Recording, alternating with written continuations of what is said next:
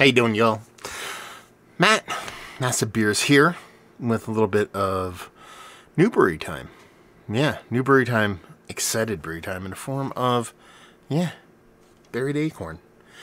This is their smoked lager called Secondary Value. Buried Acorn, I have not reviewed anything from these guys yet. This is actually the first beer I'm going to be reviewing from them. Actually comes from the brewery. I was sitting there randomly, living my life, and emails come in, and Sean from Buried Acorn's like, "Hey man, dig what you do. Want to send off a box?" Sent off a box, and it was full of a bunch of fun different beers, and not gonna lie to you, this one kind of piqued my interest the most out of the bunch. Smoke lagers. We all love that lager life. We all love that Rosh beer life. If you're not a subscriber to This Week in Rosh Beer on Facebook, the Facebook group and Instagram, all that stuff, you should, because that is where you find all your delicious bologna jams going on. So this is actually canned in October. It's been a couple months, so it's about 4 months old, almost to the day. 4 months old. I don't think that'll be an issue. And it's 4.9%, and it's just a smoked lager. So we'll see what's what.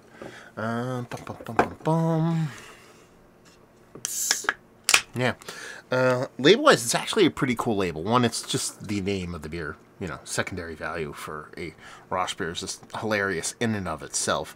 But I like that they did this kind of like, two, animal peoples, kind of going back and forth, kind of like they're on the internet doing like a trade, and they have that natural semen label that kind of breaks it up. I really do dig that. I think that's kind of a cool thing they did there. So I'd be a fan.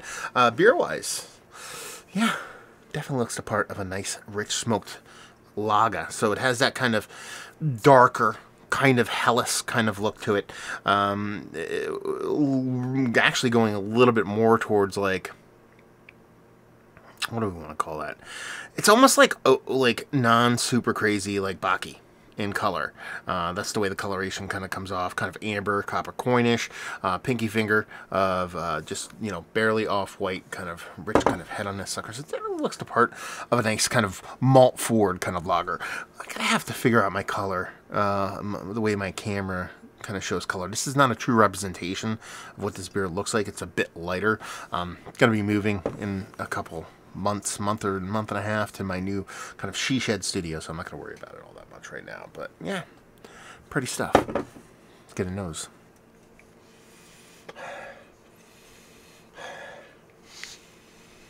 Light smoke here. I mean, the malt portion of the show here probably leads the day for me. It comes off like brown bready, leaning slightly into a little bit of a caramel kind of vibe. And there's a touch of smoke to this. It's not like campfire smoke. It's not like peaty smoke. If anything, it's more of that kind of classic kind of Schlenkerler, a little bit of bologna-ish kind of smoke, but it's not that aggressive. You can tell it's a smoked beer, but it's not like a crazy over-the-top smokiness. Like I said, that kind of malt bill, that rich kind of brown breadiness with a little bit of caramelization is kind of leading the way here with that dollop of smoke on the back end, done and done. It comes off very crispy, almost like a brown bread cracker, kind of, something along those lines, with that slight kind of accent of smoke. Let's dive in. Cheers, y'all.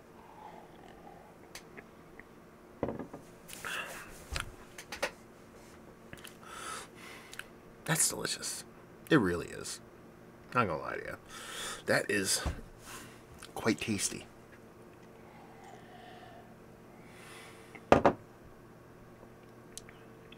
Yeah. There's actually a decent amount of bittering to this. I didn't think it would be this bittering. But it really, minus that bittering, which you're probably not going to get in the nose anyway, obviously.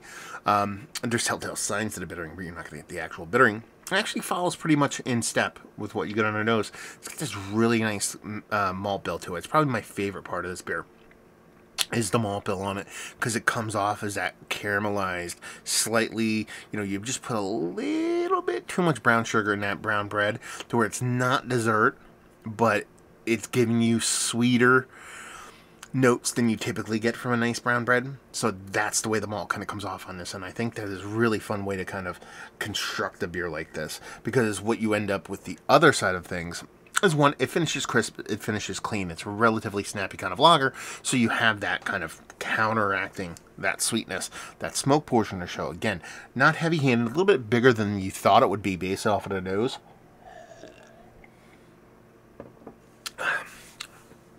Not small by any stretch, but just a little bit bigger, you know. And nice, because it kind of complements that sweetness. So it's a little smoky, it's a little sweet and savory kind of thing going on. Then once you throw that kind of bittering in here, and we're talking like old school, like it's Kent Golding, fugly bittering kind of stuff, that level of bittering in here, I think it makes all the sense in the world, because since the malt bill of the beer ends up being a little bit, it's not sweet, but I just want to, you know, point out that it's not sweet. It's just sweeter than what you expect from a 4.9% kind of smoke lager.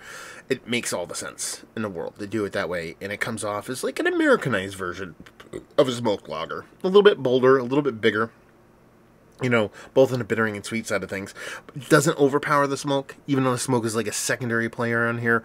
It definitely is a prominent part of beer, so it's not like it's getting lost in both that bittering and sweet side of things, but ends up coming off in a very cool way, in that I can't stress enough the mouthfeel on this, that snappiness, while it does have a little bit of heft to the mouthfeel at the beginning, at the get, it does finish as crisp and clean. And it pulls off that trick with a lot of different things going on, from the sweetness and the smokiness and that bittering.